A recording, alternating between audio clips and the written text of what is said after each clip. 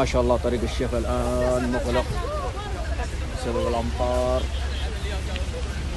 والبرد، أقوام البرد على الشارع.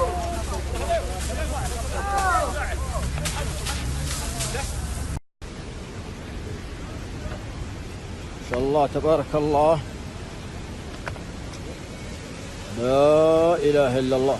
طريق الشفا، أقوام البرد والسيول والخط مغلق الآن.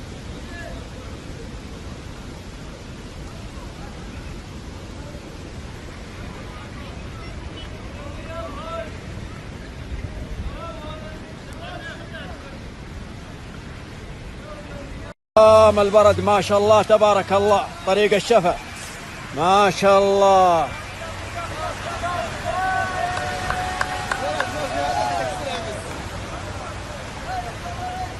ما شاء الله.